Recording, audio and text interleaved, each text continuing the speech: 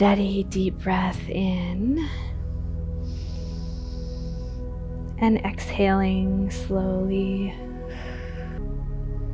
If you're someone that's really stiff and tight, and you think maybe you don't have time for hot stone, you just want deep tissue, this is going to ease your pains, allow for your body to melt, relax the skin, and spread the oil.